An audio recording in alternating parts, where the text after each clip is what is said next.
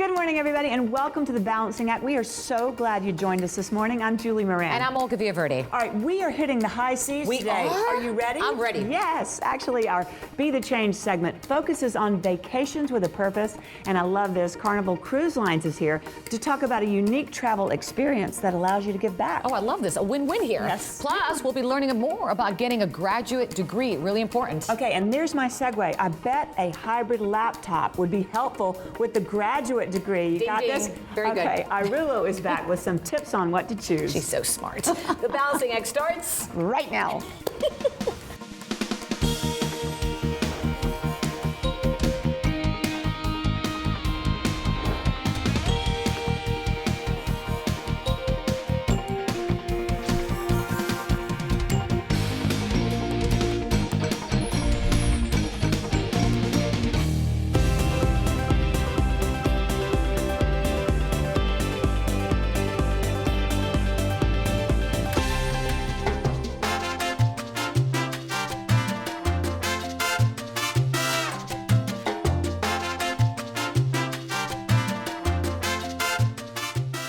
Wow, is that stunning or what? And it's not just the natural beauty of the country that takes your breath away. It's the beauty of the people working together.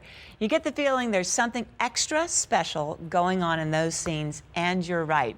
What you're looking at is a brand new way for you to be the change on the high seas. Tara Russell is the brainchild behind this truly unique and groundbreaking project. It's called Fathom, and she's here to tell us all about it. So great to have you in the studio. It's really a treat to be with you today. And I just have to know, where is this gorgeous destination? It's the northern coast of the Dominican Republic. It's not far from the South Florida coast. We fell in love with the region because of the mountains and the lush green and the big waves, yeah. And what is Fathom? Fathom is a different kind of cruise for people who want to make a difference. It's a way to really combine your love of travel with your desire for meaningful impact while you're getting away. It's for people who want to immerse and really understand a culture, get to know the people, really find the true beauty and the magic in the place. I know Fathom is your personal labor of love, and you collaborated with someone very special. I want you to tell me about that. Our global CEO who I work for is Arnold Donald, and he and I met years ago now, and we were both passionate business leaders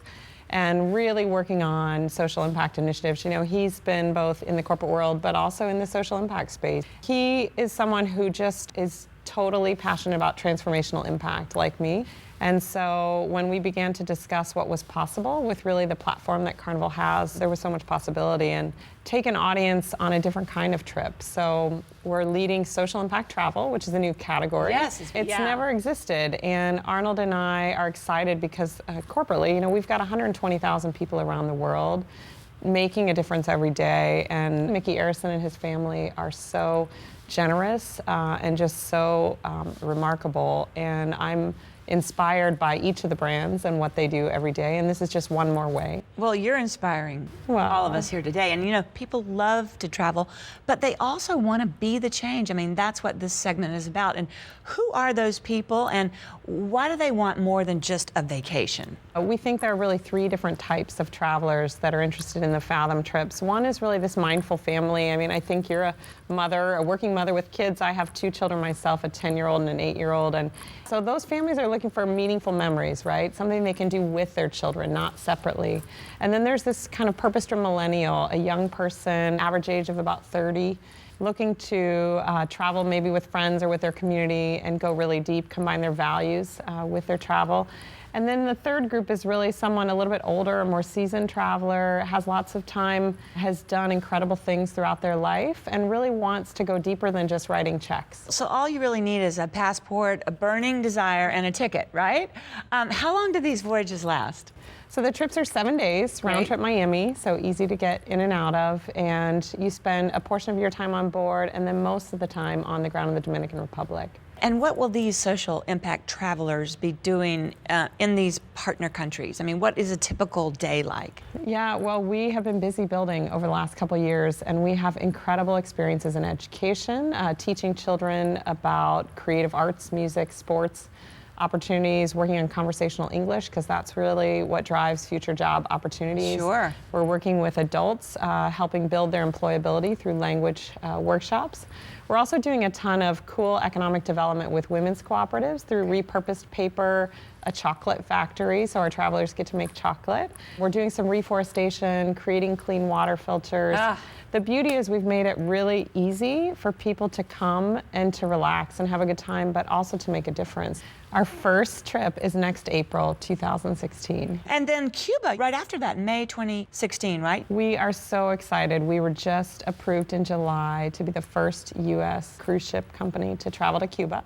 But we really looked hard at where was somewhere eager for this kind of partnership. And so a big part was just the Dominicans. We fell in love with the Dominicans. We really wanted to help that region flourish. Congratulations on that initiative. That is so inspiring. And by the way, it's the perfect gift, right, for the holiday season, the gift of giving back. Absolutely. And speaking of gifts, we want you to know, Balancing Act fans, that Fathom wants to give one of our viewers, that's you, and his or her family a 7-day trip. This is so great. So share your story with me at thebalancingact.com/be-the-change in the comments section. Tell me why you would like to go on this life-changing trip, and one of you is going on that trip. And finally, Tara, where can our viewers go to find out more about the Fathom voyage? You can call your local travel agent. You can find us online at www.fathom.org, and you can also just call and talk with anybody on our customer service team. It's 1-855-9-FATHOM. And you can also head to thebalancingact.com/be-the-change for more information. And please follow us on Facebook and Twitter. I am Julie, reminding you to be the change. Happy holidays and bon voyage.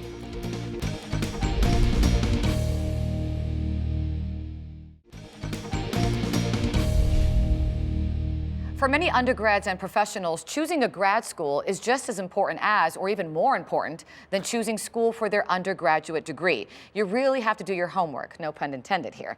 Now, we have a familiar face with us this morning to share more information on this subject. Daniel Rippich, President, University of New England in the beautiful state of Maine. Welcome back. Thank you, Olga. Thanks for having me. Thanks for being here again. So last time you were here, great conversation on undergraduate school. Now let's talk about graduate school. What's the difference between both, Danielle?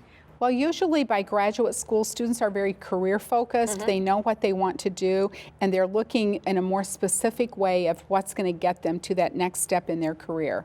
Now let's talk about that transition, because when I finished undergrad school, I thought about graduate school. I never did it. Some regret there. The transition sometimes can be a little tough. Well, what we've tried to do at the University of New England is create tracks. We call them stacked programs, so that you can move from your undergraduate school and blend that right into graduate school. And in some cases, for our best students, they can begin graduate education, medical school, dental school, at the end of their junior year. Oh, that's great. It is. It saves them a year. It gets them out in the workforce sooner, and it's cost effective. And speaking of cost, let's talk about the return on your investment. Grad school, obviously, there's a cost there. It's quite expensive. But I would think that someone that holds that degree is making more money as opposed to, let's say, someone like me. Yes. An undergrad. Statistics vary in this depending on certainly the career you choose, but it's over $1 million over the course of a lifetime if you have graduate education. And how do we go about choosing the right graduate school? I think you want to look for the place that's going to fit what your interests are. You're going to look for a place that's affordable to you, but I really encourage people not to be discouraged. There's so much in the news today about student loan debt. We really work with students. There are a lot of scholarships that never get used. There are ways to help you finance it. So if you think this is something you want, don't cut yourself short. Now, what makes the University of New England so unique? I mean, I know the location is just gorgeous. Let's start with that. Very prestigious. But in your opinion, why is it a go-to? Well, we're very focused on the health sciences, and we understand the workforce needs. We really prepare our students with interprofessional education from the beginning so that they're prepared to go out in this new clinical environment where it's very patient-centered, and that's the focus of all of our graduate programs. And your campuses, you have more than one, right? We do. We have a campus in Portland, Maine, a campus in Biddeford, and a campus in Tangier, Morocco. Oh, wow, beautiful. So students learn about healthcare in other societies as well. I think for this century, these students, they need to look at the world in a larger way, and we provide that at the University of New England. And what would you say to those who maybe did not finish or did not continue on and they say, well, you know, it's just, I'm too old for it right now? It's interesting. Only 20% of students today are that 18 to 22-year-old.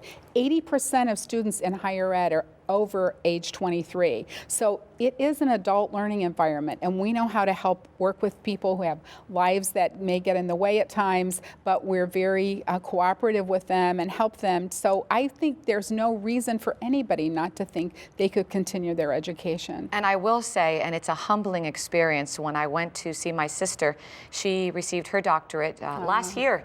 And I had never been to one of those ceremonies, and it was amazing just to watch as she knelt down. And for you, when you see your students come in and do that, it must be just so rewarding. It is. It's very inspiring, and you know, particularly in the health professions, they're going to go out and touch thousands of lives and make our society and our world a better place. And that's sort of what we're about at the University of New England. I remember her telling me, well, now you call me Dr. Villaverde, and I went, okay, sis. For information on the university, where do they go? une.edu.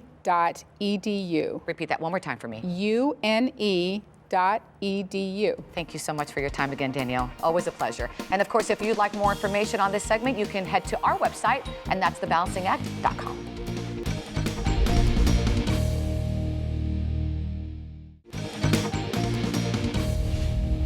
It's time for our fabulous tech tips, and with me once again, our absolute favorite tech guru here on The Balancing Act, Elizabeth Little of iRulu Technologies. It's so great to have you here again. Thanks for having me. You know, I've got to tell you, these hybrids are some of my absolutely personal favorites, and they're great alternatives to laptops because laptops can be really expensive, right? Right, and I love them too. They have laptop power, but they have touchscreen tablet functionality. Yes. And I brought a few to show you today. These all have Intel processors. They're powered by Windows operating system. Great. And they include a subscription to Office 365. Fantastic. This first one is called the W1002, Okay. and it has a keyboard that's built into a protective cover. The screen is detachable. I love the hot orange. Yeah, it also comes in green and black as well. Perfect. This next one is the W1005, and this is like a mini laptop, and this screen is actually a removable touch screen that you can use Great. as a tablet. And then this last one is the 1101, and this has 360-degree rotation for the screen. Cool. So you can use it as a tablet, and it's its own stand. This detachable keyboard is so cool. Tell me about how this is a benefit. Well, at the end of the day, you can kick back and relax playing video games and watching movies. This is great, or a glass of wine, I have to say. Let's talk about price. You do a great job of keeping quality high and prices low. We keep our prices low by selling 100% online, and we do no traditional advertising. And these tablets range between $100 to $200. That is just unbelievable. You always have such great pricing. And where can our viewers go to find out more? You can find us on iRulu.com and get free 2-day shipping there. Love that. We're also available on Amazon, eBay, and Newegg. Thank you for coming in. You always have goodies for us. Love it. Thanks. And if you'd like to find out more about today's tech tip, visit us at thebalancingact.com or get your digital dialed in. Get social. The holidays are coming. Log on to Facebook/The Balancing Act Fans.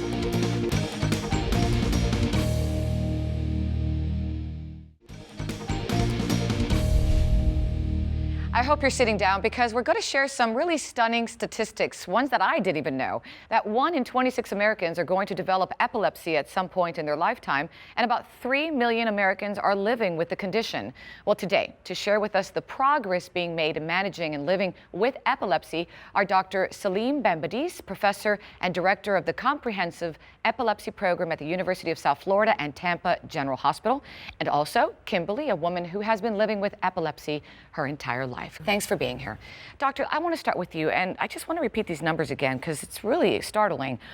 3 million people currently, 1 in 26 at some time in their life. Wow, that's startling. Yes, it is. Epilepsy is very common. It is the 4th most common neurologic condition in the U.S., only following migraine, strokes, and Alzheimer's disease. So it is much more common than, say, muscular dystrophy and multiple sclerosis, for example. And furthermore, up to 40% of patients with epilepsy are not seizure-free or fully controlled on their first or second medication. And let's talk about epilepsy and what it is. When I think about it, I'm thinking of maybe a seizure. Is that the picture? Yes, the most dramatic type of seizure is a generalized convulsion, which is what you have in mind, but there are also milder or more subtle types of seizures, if you will, that we call partial onset seizures, and those are the ones that Kimberly was suffering from. Now, Kimberly, I want to bring you in. You've been living with epilepsy your entire life. Tell me your story, and I can only imagine it's been very challenging for you. I was first diagnosed when I was 7 months old. Wow. And from then on, I grew up with epilepsy. And when I was a child, it was very difficult for me growing up just because I felt I was different. My parents didn't tell me I was different. But you knew. Yeah, exactly. They told me I actually wasn't different. I just have something that other people don't have to deal with. But for me, I kind of isolated myself and I separated myself from everybody else just because I had this thing that I didn't think anyone would understand. And doctor, you know, so many patients like her feeling isolated. It's such a good word to describe how she was feeling. Physically challenging, socially challenging for her. So is there a recommended way of managing this? Well, epilepsy has a lot of consequences, as Kimberly said, social and physical also, so it's really critical to speak with your doctor and see what the options are regarding medications that are available and can be prescribed. They also need to have an open line of communication with the doctor and talk about side effects and other things that can affect the treatment with the medication. So basically an open conversation is critical. There are many treatments available, approved by the FDA to treat people with epilepsy, so it's important to keep a line of communication open. And let's talk about a treatment. I was reading here, Kimberly, you have been prescribed Aptium. It is a single drug treatment plan for you, correct? Yes, I was originally enrolled into the clinical trial for Aptium 4 years ago, and I've been taking it ever since then. And I take Aptium once a day, and my doctors and I have seen a significant reduction in my seizures. You have? Yes, but of course this is my experience, so it may not be typical for everybody. But it has made a difference for you. Yes, it has. The important thing is for people with epilepsy to work with their doctor and find what works for them. Doctor, let's talk more about Aptium, what it is, and are there side effects that people should know about? So Aptium is L-carbazepine acetate and is indicated for partial onset seizures. It can be used and is indicated either by itself or in combination with other seizure medications. And of course, you have to balance risks and benefit of any treatment, including Aptium. So there are some side effects that can be seen. The benefits have to outweigh the risk or the tolerability issues that we call side effects. The patient has to report any change in mental status or suicidal thoughts, for example, that can be seen. There can be allergic reactions that can be seen from different parts of your body, like blood cells and liver.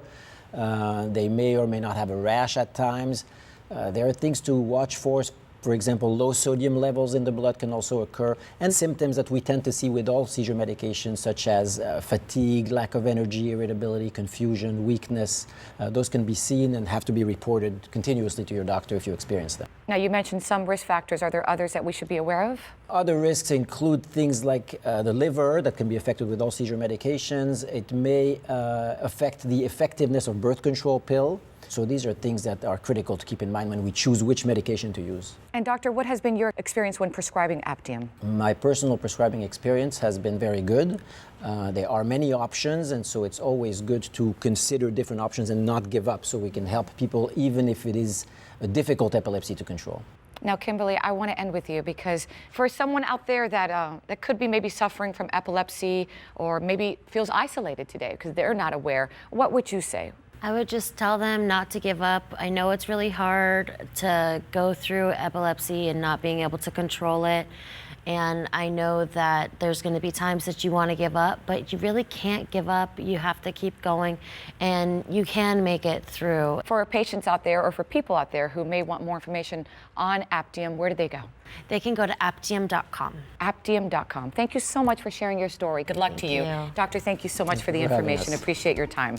And if you'd like to learn more information and to learn more about Aptium, Aptium savings, and support programs, visit that website again, aptium.com, or go to our website, balancingact.com.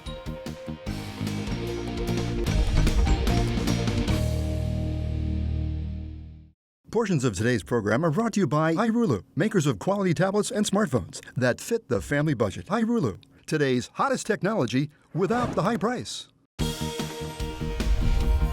You know, what a great way to combine your vacation with giving back. I love that idea. Lots of ways you can be the change wherever you are. And remember, you can check out our website, thebalancingact.com, for more information on today's show. We are also on Facebook and Twitter. Until next time, Remember, find your balance. So long, everybody. Were you going to say that? No. I beat you to it. Yeah, you did.